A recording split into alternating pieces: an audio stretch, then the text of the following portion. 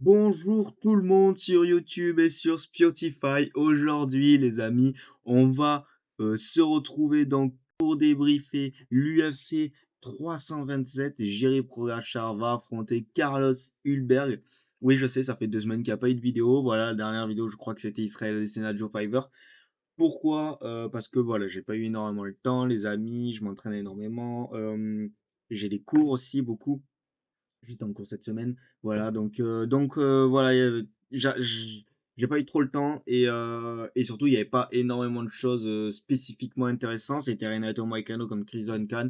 J'aurais pu faire un petit débrief de cette UFC là, mais franchement ça m'aurait pris trop de temps pour ce que c'est. Voilà, on a fait un petit 2 semaines sans vidéo, sans podcast et voilà, on va repartir de plus belle. Là, on va faire la preview. Demain, il y aura le débrief. J'ai envie de faire une vidéo aussi sur la MMA français parce que comme vous savez, il y a Boafia qui va affronter Mathieu Leto Duclos ce soir aussi. On a eu les débuts d'Alexis Nicolas hier soir avec une très belle victoire. Il y a eu un très bon arrêt. Je pense que voilà, pour lundi ou mardi, on pourrait partir sur une vidéo où on débriefe un petit peu donc le Mathieu Duclos, Boafia, revenir sur la performance d'Alexis Nicolas, reparler de la RS. Et voilà, ça peut être intéressant de faire ça, les amis. Aujourd'hui, on aura. Je vais commencer. Je voulais faire un petit mot pour Alexis Nicolas qui faisait donc son premier combat en MMA et qui a gagné. Voilà, félicitations à lui. Très belle performance au second round. Voilà, TKO, l'arbitre arrête. C'est parfait. Un bon petit coup de genou en plus, on l'a vu. Bon, voilà, je vous invite à aller voir le débrief ou les highlights. Et à la fin de ce débrief, on reviendra aussi sur l'Hexagone qui aura lieu cette nuit à Paris. Ce soir, cette nuit. Donc voilà les amis, on va commencer ce petit débrief. Comme vous savez, dans la nuit, eh bien, il y aura mon combattant préféré, all-time, Jiri Pogačar, qui va donc combattre pour la ceinture incontestée des mi-lourds contre Carlos Silberg. Voilà, c'est un combat qui, pour moi, a du sens.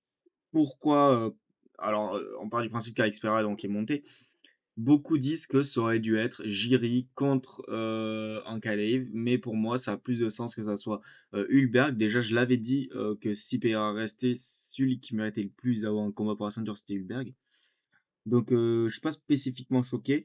On y reviendra sur tout ça, sur tout ça quand on passera ce combat. Comme vous savez, les amis, comment on marche ici? On commence par la carte pré-prélim, la carte prélim, et on finit par les main events.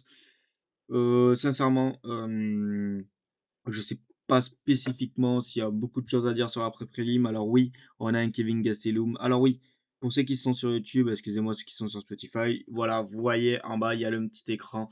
Voilà. Bon, peut-être que ça peut dynamiser. Je me suis dit que ce serait intéressant de le tester pour ce podcast. Donc voilà, où il y a la carte qui s'affiche en même temps que ce que je vous parle. Bref, sur le Francisco Prado, alors bon, on peut y revenir. Alors c'est dommage que sur les sites UFC, il n'y ait pas les typologies. Mais Francisco Prado, alors on m'a dit que du bien de ce mec-là. Je vois qui c'est, mais voilà, qu'il fallait. Mince, pardon, excusez-moi les amis, les aléas du direct. D'accord, après prime. Donc oui, voilà, Prado qui est en 12-4. Donc voilà, ça peut être intéressant. Voilà, un Argentin. Bon, sincèrement, je pense pas que je vais spécifiquement regarder ce combat. Mais par contre, le Kevin Gastelum contre Vincent Luke. Kevin Gastelum qui à une époque était en main event des UFC notés contre Israël Adesanya, qui est maintenant sur des cartes pré-prélim. Donc ouais, c'est compliqué. Contre un Vincent Luke aussi, qui est un vieux de la vieille, qui est un mec qui a connu les grosses cartes, qui a connu les gros fights. Donc on est sur un fight qui en 2015 aurait pu être un co-main event. Vous voyez? Voilà. Kevin Gastelum qui est quand même sur une victoire, mais qui avait raté la pesée de mémoire. Alors, je crois que je vais pas me prononcer. Je sais qu'il avait perdu contre Joe Fiver. Après, il a repris un combat qu'il a gagné. Mais voilà. Où il avait raté la pesée. Il a gagné contre Daniel Rodriguez. Je trouve que l'UFC le respecte pas trop. Alors, pas dans le fait que ils le mettent contre Vincent Luke. Vincent Luke, c'est un mec ultra connu, qu'on connaît depuis longtemps, qui a réussi depuis longtemps. C'est un fight qui a du sens, mais je veux dire, le mec en pré-prélim, c'est un peu insultant. Pareil pour Vincent Luke. Même s'il a perdu contre Shane Brady, il a quand même gagné contre Daniel Rodriguez qui est en bonne bourre. Il a quand même gagné contre Chris Curtis en 2023. Bon, On est sur la fin pour Kevin Gastelum, mais voilà, il y a quand même des belles victoires sur les 2 dernières années. Alors qu'on est Vincent Luc, il perd contre Joe Alvarez, donc on lui met le bourbier, le mec qui monte, Joe Alvarez, il perd contre Kevin Holland. Bon voilà, bon ça c'est un peu plus désolant. Faut revenir en 2024 où il gagne contre Guerrimbo en soumission, mais voilà. Bon, on est sur un combat quand même de vétérans. Premier combat de Vincent Luc à l'UFC, c'est en 2015. Il avait fait l'émission, c'était quoi, Ultimate Fighter à l'époque. Enfin, ça existe toujours, mais je sais que des fois, ils changent des noms. Il fait partie des rares personnes qui avaient battu Belal Mohamed à l'époque. Bon, voilà, c'est un mec un peu connu. C'est fight contre Matt Perry, c'est incroyable.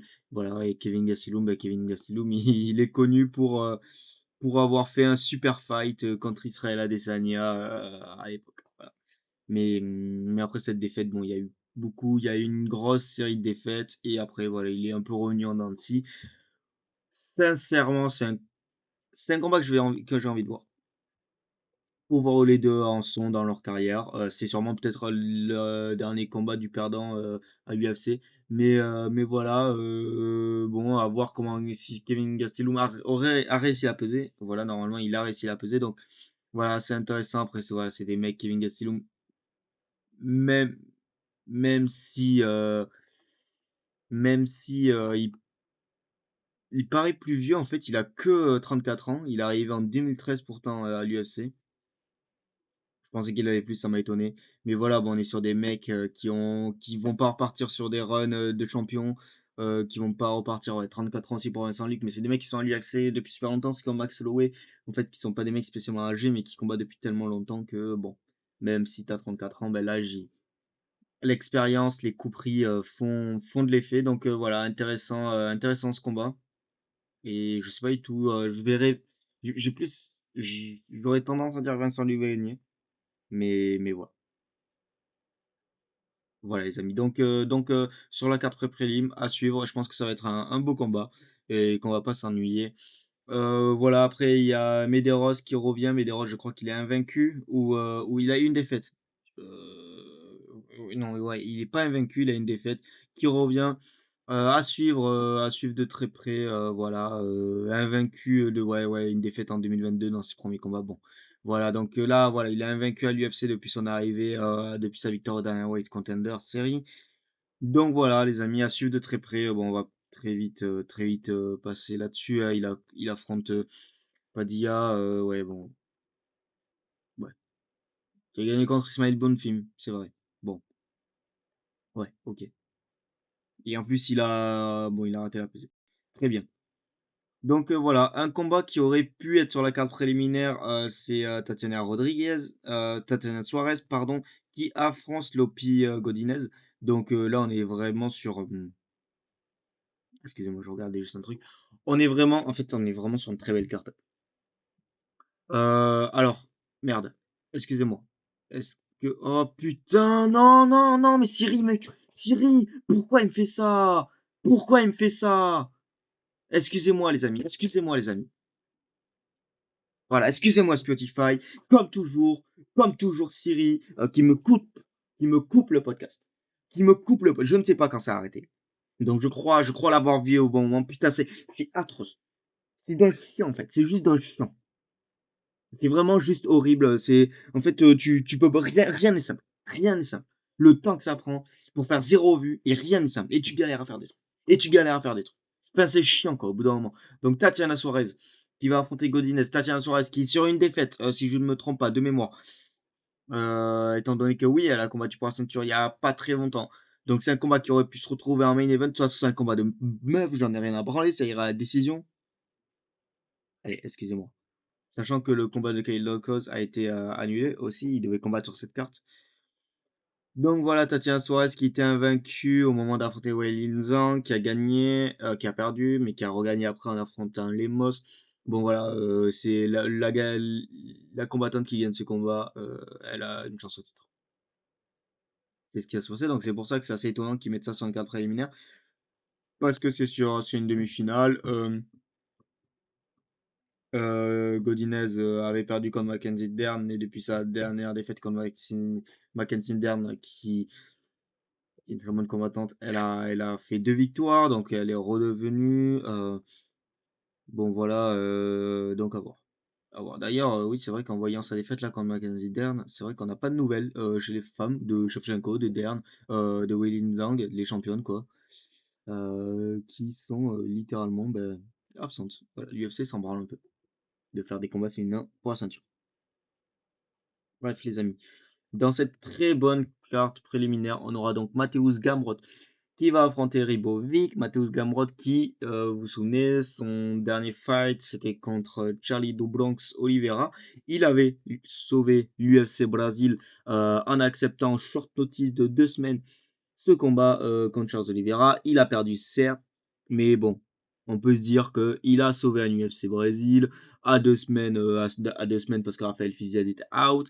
On peut se dire que c'est génial. Voilà, il va être remercié par l'UFC, quoi. Il va avoir un bon fight Ben, en fait. Tu lui envoies Ribovic, qui est un excellent combattant, certes, mais voilà, qui est en dehors du classement. Je rappelle que Mateusz Gamrot est 8e. Bon. Alors, on a compris que l'UFC n'aimait pas Gamrot, qu'ils vont espérer qu'il perde lors de ce combat. Ouais, c'est assez désolant en fait de voir comment l'UFC ne respecte pas Gamrot. Je pense que Gamrot gagnera ce combat soit à décision soit par soumission. Voilà, en soi, Riberovic, c'est plus un striker. Il a jamais affronté des mecs vraiment. Là, en fait, on n'a jamais eu réellement sa lutte dans ce combat. Je pense que c'est trop tôt. Je comprends pas pourquoi l'UFC fait ce combat. Alors oui, si Ribovic gagne, ça fera une nouvelle star. Mais je pense que ça arrivera pas. Gamrot, c'est un très bon combattant. C'est pas pour rien qu'il fait partie des rares personnes à avoir gagné contre Arman Tsarukyan. Donc, euh, donc ouais, les amis. Donc ouais, l'UFC ne respecte pas Mateusz Gamrot. Bon, alors le fait qu'ils le mettent sur la carte préliminaire, ça c'est pas choquant en soi, mais l'UFC se fout complètement de la gueule de Mateusz Gamrot, voilà, qui gagne des combats. Alors même si c'est en dents de scie, même s'il est peut-être sur 2 défaites, je crois, eh bien, il te sauve quand même un UFC. Je le trouve divertissant dans la cage. Alors oui, bon, c'est pas forcément le mec le plus divertissant en dehors de la cage. Bon, d'accord, c'est pas le mec le plus connu des fans, mais oui, c'est assez spécial. Si je clique comme ça, j'ai la tape of the tape qui s'affiche. Ok, c'est stylé. Ok, bref. Ensuite, donc, on a un Kevin Holland. Ça faisait un petit moment pour Kevin Holland qui n'avait pas combattu. Voilà, les amis, pourquoi je dis ça? Parce que Kevin Holland est un combattant et le combattant de l'UFC qui combat le plus. Voilà, donc ça faisait un petit moment quand même qu'il n'était pas revenu dans ses standards à lui, bien sûr. Et il revient contre Andy Brown. Bon, voilà, Kevin Holland sait très bien qu'il ne va pas devenir champion, donc il fait ses fights, il prend sa thune et il a bien raison. Il a déjà 33 ans, énormément de combats. Et l'UFC l'aime bien parce que c'est un mec qui dit toujours oui. Alors il est quand même sur 2 défaites d'affilée, dont une contre Mike Mellot. Ouais. Alors perdre contre Daniel Rodriguez qui est en pleine bourre en ce moment, ça me choque pas. Perdre contre Mike Mellot qui était dans les bas-fonds du roster de la KT, c'est un peu plus compliqué. Là il prend Randy Brown, donc tu perds un combat mais tu prends un gars qui est mieux classé. Non, en vrai voilà. Franchement ça a du sens. Voilà, ça va. En 2025, il avait fait exactement 5 combats. 5 combats en 2025. Là, c'est vrai que pour 2026, ça faisait un moment qu'il n'était pas revenu. Soit un combat, c'était en octobre 2025. Mais voilà, ça va être très intéressant. Alors, j'ai une petite question quand même. Parce que je dis que Kevin Hart combat beaucoup, mais je trouve que Daniel Rodriguez combat énormément aussi. Non, en fait, pas trop. Bref, bref. Donc voilà, je vois bien Kevin Durant revenir parce que ça a toujours été ça sa carrière, Kevin Durant, 2 victoires, 2 défaites, 2 victoires, 2 défaites, 2 victoires, 2 défaites. Là, il est sur 2 défaites. Donc si on suit la logique depuis, il fait le délire de victoires, de défaites depuis donc voilà, 2 victoires, 2 défaites. Donc en gros, depuis en fait depuis le Covid, depuis le 2020, 2021, il est sur ce délire de 2 victoires, 2 défaites. 6 ans. Donc si on suit cette logique-là, et ben, il devrait gagner ce week-end contre Andy Brown. Voilà. Ça peut être intéressant, à mon avis. Ça peut aller des deux côtés, sincèrement. Non, mais voilà, ça va être un combat intéressant. À mon avis, ça ira pas à la décision. Donc voilà, regardez, je le regarderai. De toute façon, je pense regarder toute la carte. Ensuite, pour terminer cette carte préliminaire, eh ben, on aura un combat du Bellator. Oui, je sais que c'est étonnant à l'UFC, mais en fait, le Bellator refait une apparition et fera donc un combat. Patricio Pitbull contre Aaron Pico qui vont s'affronter. Non, évidemment, je rigole, là, c'est à l'UFC. Pourquoi je dis ça? Parce que Patricio Pitbull et Aaron Pico sont des anciennes stars du Bellator. Le Bellator n'existe plus, mais voilà. Ce sont des anciennes stars des catégories, pardon, des organisations en dehors de l'UFC. Et donc ce combat aurait très bien pu avoir lieu il y a quelques années quand les deux étaient en pleine bourre au Bellator. Et voilà. Donc ça va être un combat. Voilà, celui qui perd, on va plus rien attendre de lui. Non, voilà. Sincèrement, je pense que Patricio Ferrer va gagner. Même si, en fait, enfin, je sais pas. Parce que Patricio Pitbull, il devait affronter le Keita, on s'en souvient à Paris, finalement ça s'était pas fait. Il a battu Dan Haig, mais je suis pas spécifiquement choqué, enfin subjugué par la performance. Il a perdu contre Yair Rodriguez, mais c'était une décision. Ok, bon, c'était quand même un bon combat globalement. Quant à Aaron Pico, il a fait qu'un seul combat, c'est contre Leron Murphy, si je ne me trompe pas à l'UFC. Oui, c'est ça. Contre Leron Murphy, où il s'est pris un giga coup de coude retourné, sauf que, mais dominé le combat. Il était en train de gagner avant ça contre Leron Murphy. Donc, ouais. Donc, franchement, je sais pas, ça peut aller des deux côtés. J'aurais plus tendance à dire Patricio Pitbull parce que je le trouve plus au niveau top 15 de cette KT. Aaron Pico est un très bon combattant, mais je trouve qu'en fait, il va trop à la guerre. Trop à la guerre et il se fait défoncer en fait comme un débile. On l'a vu face à Leron Murphy prendre un coup de coude retourné alors que enfin, en fait, tu fais quelque chose de bizarre avec ton bras avant et tu prends un coup de coude retourné. Je ne serais pas choqué si Aaron Pico gagne, je ne serais pas choqué si Patricio Pitbull gagne. En vrai, je sais pas du tout. J'aurais tendance à dire Patricio Pitbull à la décision, mais voilà, à mon avis, ça va être une guerre, un combat ultra divertissant. Et bon, voilà, c'est surtout un combat qui fait plaisir aux fans hardcore. L'UFC le savent, aux fans hardcore comme moi. Si vous êtes là, je pense que vous devez être sûrement fan hardcore aussi. Voilà, c'est un combat qu'on aurait tous aimé voir à l'époque au Bellator, pour ceux qui regardaient Bellator. Voilà. Donc ouais, ça va être intéressant. C'est le dernier combat dans la carte préliminaire. Avant qu'on passe donc sur une carte principale où on va avoir donc le dernier combat de Cub Samson et contre Nate pardon. Euh, Ce mec-là a commencé le MMA, je n'étais même pas né. Aujourd'hui c'est son dernier combat donc ça va être. J'ai pas parlé contre lui évidemment. Mais voilà, ça va être c'est fou, hein. Combat de vétérans en vrai entre les deux. On le connaissait déjà du Strikeforce, Club Samson. Donc ouais, allez, super, c'est génial, c'est génial. Bref, qui a plus de 40 combats en carrière et voilà, aujourd'hui à 42 ans, il va tirer sa redevance. Il fait partie de ces mecs aussi qui ont commencé le MMA très jeune, dès 2004. Voilà, il est champion du WEC, si je me trompe pas. Il a affronté Chad Mendes et José Aldo. D'ailleurs, il est connu et toute sa carrière, on va lui rappeler. Et d'ailleurs, c'est exactement ce que disait la sueur. Il est connu et c'était en 2009 et tout le monde lui rappelle encore de ce double coup de genou en 8 secondes face à José Aldo WEC, énorme. Bon voilà, il a affronté en fait les plus gros noms de sa génération, à l'instar euh, de Tayoaka, de José Aldo, de Chad Mendes. Voilà, donc ça c'était avant début des années 2010. Il a affronté Ricardo Lamas. Il a affronté de Charles Oliveira. Il a gagné hein, contre Charles Oliveira. Il a affronté Dustin Poirier, des Jeremy Stephen, des Frankie Edgar, des Max Holloway. Donc c'est ouf. Hein. Les noms contre qui, voilà, et même après, voilà, il a même affronté les combattants de la génération après 2015. Brian Ortega, Frankie Edgar, Renato Moicano, même si c'est des défaites. C'est quand même des mecs, voilà, qui ont eu leur moment.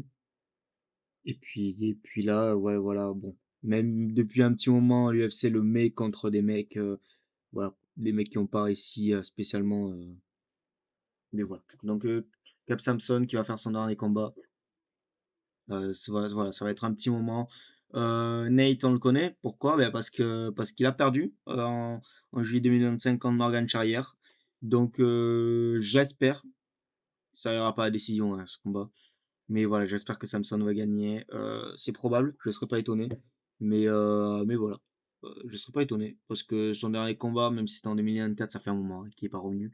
Voilà, fallait bien qu'il finisse son contrat. Voilà, son dernier combat, il avait gagné. Donc à voir, après, ça va faire 2 ans qu'il n'a pas combattu limite. Un an et demi. Un an et demi, 2 ans. Donc bon, franchement, les amis, on est dans l'inconnu. Mais à mon avis, ça ira pas à décision. Un combat qu'on aura ensuite Dominic Reyes qui va affronter Johnny Walker. Et voilà, un combat, les amis, ça sera le premier combat de votre vie que vous verrez où les deux combattants vont perdre. Donc voilà, c'est bon, je vais être très rapide sur ce combat. Les deux n'ont pas de menton. C'est le premier qui touche qui est. Et ils le savent, hein, que ce soit Dominic Reyes ou Johnny Walker, ils le savent très bien. Les deux n'ont pas de menton. Euh, le premier qui se prendra une bonne droite, il va dormir. Les deux ne seront pas champions. On y a cru en Dominic Reyes. Voilà, l'année dernière, il est revenu. Alors, certains disent qu'il a eu les Dana White privilèges. Je n'ai pas spécialement trouvé. Ils lui ont mis quand même des noms. Voilà, donc Dominic Reyes était, je pense, à un ou deux combats à un moment donné d'avoir une chance au titre. En fait, non. S'il gagnait contre Karl Silberg, il avait la chance au titre. Voilà, parce qu'il avait écrit donc la belle histoire depuis. Voilà, il avait perdu à l'époque contre John Jones, souvenez-vous, où beaucoup disent que c'était un vol ou que Dominic Reyes aurait gagné. Et après, Dominic Reyes a perdu contre Blachowicz, contre Jiri, contre Span. Et puis, il était revenu. Après ces 4 défaites, après John Jones, il était revenu contre Dustin Jacoby, contre Anthony Smith, contre Kiprolov. Et puis il donne Karl Silberg. Et il donne Karl Silberg. Et là, on se dit, on se dit, mais si Dominic Reyes gagne contre Karl Silberg, il aura une chance au titre, ça sera la belle histoire, il pourra reprendre sa revanche sur son vol face à Aaron Jones. Moi, je ne trouve que ce n'est pas un vol, même si c'est un combat très serré, mais voilà, c'est un autre débat. Et finalement, Karl Silberg a gagné, le menton a flanchi, on a un Johnny Walker qui est un combattant que j'adore, mais voilà, enfin Johnny Walker, les amis, c'est pareil, quoi. C'est pareil. Enfin, regardez quand Rosmedir comment ça finit. Les amis, il y aura un énorme chaos. Il y aura un énorme chaos, ça sera des deux côtés. J'aurais plus tendance à dire que ça sera Johnny Walker. En plus, voilà, qui va faire un petit highlight. Mais bon, je ne vois pas si ça passe le premier round, c'est ouf. Mais voilà, les deux ont un menton de cristal. Donc voilà, ça sera quand même intéressant de voir ce combat. Si vous aimez la bagarre, si vous aimez les highlights, ben voilà. Un petit côté, voilà. Sur Johnny Walker, je partirai, mais voilà, Dominic Reyes, grand combattant et voilà, pas très bien d'écrire une très belle histoire.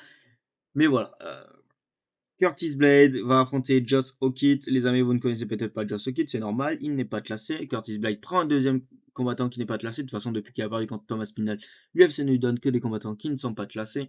Josh Okitt, vous le connaissez peut-être depuis seulement quelques heures. Pourquoi? Parce qu'il a fait lors de l'interview n'importe quoi. J'ai trouvé très drôle. En vrai, je l'ai trouvé très drôle. Je sais que beaucoup l'ont trouvé gênant. J'ai trouvé ça drôle. Le moment où il arrive tout faille à la peser. Sincèrement, ça m'a fait marrer. Il perdra, à mon avis, contre Curtis Blade. C'est trop tôt. Josh Okitt est un très bon combattant. Je pense que voilà, il aura le niveau d'être dans le top 15 de cette UFC. Dans le top 10 un jour, c'est pas un futur champion. Mais je le vois perdre contre Curtis Blade. Sincèrement, c'est un peu tôt. C'est un peu tôt, au même à l'instar que Waldo Acosta. Quand ils l'ont mis contre Pavlovich, c'était trop tôt. Et à mon avis, voilà, je vois pas Curtis Blade finir Josh Okitt. Quoique. Oh, quoique. Bon, voilà, je sais pas trop comment ce combat il va se finir, mais je vois bien Josh Okitt gagner. Voilà. Josh Okitt perdre et, pardon, Curtis Blade gagner. Voilà. On va passer au main event au co-main event, pardon, ça devait être bien sûr Joshua Van qui devait affronter Tausio Taira. Pourquoi ça se n'est pas fait? Ben voilà, je, c'est Joshua Van qui a eu une petite blessure. Bon, c'est juste reporté au prochain UFC 328. Voilà, qui sera d'ailleurs Sean Strickland contre Khamzat Chimaev. Donc au moins ça, cette carte était assez moyenne. Sean Strickland et Chimaev, au moins c'est cool qu'il y ait ce combat entre Van et Taira. Bref. Donc, Mounsrakanov qui va affronter Paulo Costa. Paulo Costa qui change de catégorie, qui va chez les mi-lourds, qui affronte un mec qui est en pleine bourre. Bon, ça va être un beau combat, les amis, à mon avis. L'UFC veulent juste peut-être tuer. Je pense que le menton de Paulo Costa, voilà, qui est réputé pour son menton, va tenir, mais je vois Mounsrakanov gagner sincèrement à la décision ce combat. Voilà, je vais pas spécialement m'attarder, hein, c'est comme le Curtis Blazokit, je vois bien Curtis Blade gagner. Mais je vais pas en fait spécialement m'attarder. C'est pas mal le trash talk qu'il y a eu, moi ça me fait marrer. Paulo Costa, c'est un combattant que j'aime bien. Donc à la limite, à moins que Paulo Costa arrive à faire une folie et donc finisse Nurmagomedov, en vrai je vois pas spécialement Paulo Costa gagner. De toute manière, il sait très bien qu'il il a changé de KT parce qu'il savait qu'en dessous, bon, il allait pas pouvoir spécifiquement devenir champion. Là, il tente un truc. Bon, l'UFC lui donne un top 6. Allez, on va voir ce que ça va donner. Mais sincèrement, je vois Paulo Costa perdre la décision. Et je crois que j'ai parié pour Paulo Costa pourtant. Jiri Prohacha, mon combattant préféré all time, va affronter Carlos Silberg. Énormément de choses à dire sur ce main event. On va d'abord parler de pourquoi c'est ce main event et pas un calife qui aurait le droit à ce main event. Comme vous savez, donc, euh, Alex Pereira monte chez les poids lourds pour tenter la triple ceinture, va affronter Cyril Gane. Il laisse donc la ceinture vacante. C'est un combat pour la ceinture incontestée entre Jerry et Hulberg. Et ce n'est pas un calife donc qui a le droit, l'ancien champion, un calife. Pourquoi? Et bien, à mon sens, en fait, même s'il a gagné un premier fight contre Alex Pereira, et bien, en fait, le second fight, il s'est fait mettre KO rapidement en plus, dès le premier round. Donc, euh, donc voilà, pour moi, il ne méritait pas spécialement d'avoir une chance au titre. Comme je dis, pour moi, Carlos Silberg méritait d'avoir une chance au titre. Quand il a gagné contre Dominic Reyes, je pensais que Pereira allait rester en fait dans cette KT. Et je t'ai dit, bah, en fait, ça a du sens de mettre Hulberg contre Pereira. Je voyais Pereira détruire Hulberg, sincèrement. Mais je me suis dit, bah, ça a du sens en fait de mettre Carlos Hulberg parce qu'il a déjà battu en qualif, parce qu'il a déjà battu Ugeri. Donc en fait, pour moi, Hulberg il est là. Donc ça aurait pu être un Hulberg, un qualif. Bah, en vrai, qui veut voir cette purge? Pitié. Là, on va avoir un Jerry contre Hulberg. Enfin, ça va être un combat de ouf. On sait que le main event, il va être dingue. Enfin, personne ne veut revoir un Caleb champion. Au bout d'un moment, faut arrêter. On sait que l'UFC l'aime pas. Voilà. Pourtant, je le trouve divertissant, hein. Moi, en Caleb, je trouve que c'est un très bon combattant. Je m'ennuie pas devant ses combats. Enfin, mais bon, vas-y. Au bout d'un moment, les amis, enfin, on veut. C'est quoi, sincèrement, le fight qui fait plus plaisir aux fans entre Jiri, Hulberg ou Jiri en qualif, dans tous les cas, bien sûr qu'il y a Jiri parce que Jiri fait kiffer tout le monde. Les gens préfèrent voir Jiri Hulberg. Par contre, qui me fait peur, c'est que la ligne verte a vu Carlos Hulberg gagner, donc ça me fait chier. Mais surtout, c'est que l'UFC font énormément de promotions autour de Carlos Hulberg, comme si, ben voilà, comme s'ils savaient que, comme s'ils pensaient que Carlos Hulberg avait les moyens de gagner contre Jiri. Sincèrement, je vois Jiri finir Carlos Hulberg dans ses main events. Voilà, ultra intéressant. Donc voilà les amis, c'est une très très très très très bonne carte, sincèrement, sincèrement. Dès la carte préliminaire, on a un Kevin Gastelum, Vincent Luc. Sur la carte principale, on a un Tatiana Suarez, on a Gamrot, on a Kevin Holland, on a Patrice Binvoul, Aaron Pico. Enfin, juste la carte préliminaire peut être la carte principale d'un UFC Apex. Sincèrement, les amis. Genre, je vous dis que Tatiana Suarez, Godinez, c'est une demi-finale pour la ceinture. Tu mets donc ça en main event UFC Apex. Tu mets Gamrot en co-main event. Tu mets Patricio Pitbull, Aaron Pico en troisième. Kevin Holland. Enfin, franchement, ça serait un UFC Apex que je regarderais. Tu mets Kevin Gastelum, Vincent Luc. Enfin, en vrai. Donc, déjà, voilà. Ensuite, la carte principale, comme ça, c'est Dominic Reyes, Johnny Walker, Cassie Blade. Bon, sincèrement, c'est une très bonne carte. J'aurais mis Kevin Gastelum sur la carte. Sur la carte préliminaire, j'aurais peut-être descendu Kevin Holland. Euh, le combat de Patricio Pitbull à Aaron Pico, j'aurais mis sur la carte principale. Et en vrai, non. J'allais dire, j'aurais descendu Cobb Samson, mais en vrai, vu que c'est son dernier combat, ça a du sens. Bon, ouais. En vrai, j'aurais mis Gamrot aussi sur la carte principale à la place de Dominique Reyes, Johnny Walker. Mais voilà, on sait que voilà. Les gars, les amis, dites-vous, la carte principale, il y aura peut-être 100% de finish dessus là, quand vous regardez les noms. Donc voilà. Non, soit les amis, très très bonne carte. Donc, Carlos Silver, Conjury. Oui, c'est ça, Conjury pour l'achat. Donc voilà les amis, je vous conseille de la suivre. On la débriefera demain. Il y a plein de sujets que j'ai pas parlé de cette carte parce que sinon ça va faire un podcast beaucoup trop long. À suivre aussi ce soir les amis, un combat que je vous conseille. Boafia va affronter Mathieu Leto Duclos. Voilà, Mathieu Leto Luto, je le vois gagner. Je sais pas comment, mais étant donné qu'il est sous Raptor Nutrition aussi, je le vois gagner. Non, voilà. Sincèrement, en vrai, et Mathieu Duclos, quand il affronte Brito au dernier White Contender Series avant de se prendre son KO, pour moi, il gagnait le combat. Bouafia fait un très très bon combat. Bon, alors très très chiant, faut se l'avouer, faut se l'avouer. Fait un très bon combat et c'est une victoire complètement logique au dernier White Contender Series. C'est dommage qu'il n'ait pas été signé à l'UFC. Voilà. Bon, je suis pas objectif en tant que Français, puis j'aime bien Bouafia, donc voilà, je serai pas objectif là-dessus. Je sais pas du tout comment ça va finir ce combat. Euh, Soit je vois Boafia gagner la décision, soit je vois Mathieu. En fait, je vois Boafia gagner les rounds intelligemment. Mais si Mathieu met une belle accélération, il peut le terminer. Donc voilà, c'est soit Mathieu en fait le finit, soit Boafia gagne la décision, à mon avis. Voilà les amis, dans tous les cas, je pense qu'on fera un petit débrief de ça aussi, donc du MMA français sûrement lundi. Et on se retrouve dès demain, donc pour le débrief de cette UFC qui me hype énormément. Sincèrement les amis, il y aura énormément de choses à dire, pas mal de sujets que j'ai pas abordés aujourd'hui, mais qu'on abordera dès demain. Donc et voilà ouais parce que ça fait déjà une petite trentaine de minutes de podcast. Il y avait énormément de choses à dire. Dès la carte préliminaire, en fait, il y avait des sujets que je voulais aborder, que je trouvais ça important, et on finira de les aborder demain. Donc voilà, je sais qu'il y en a qui vont rester un peu sur la fin parce que j'ai pas développé des sujets, j'ai pas tout parlé, et vous aurez peut-être aimé que j'en parle, mais voilà, je sais de quoi j'ai pas parlé, de quoi j'ai pas voulu spécialement développer pour en parler demain, pour que ça fasse un peu de contenu, et je trouve que ça aura surtout plus de sens d'en parler quand les combats seront faits. Bien les amis, merci beaucoup de m'avoir écouté, ça faisait un petit moment que j'avais pas sorti de vidéo, 2 semaines, mais voilà, on est bien reparti, et voilà les amis, on se retrouve très vite, voilà, n'hésitez pas à me suivre sur Spotify aussi, c'est pareil, c'est le duel, et sur Spotify, n'hésitez pas à me suivre sur YouTube, pareil. Le duel, les amis, l'Instagram aussi. Ceux qui sont sur YouTube, vous l'avez affiché en haut. N'hésitez pas à venir vous abonner. Allez, les amis. Ciao, tout le monde.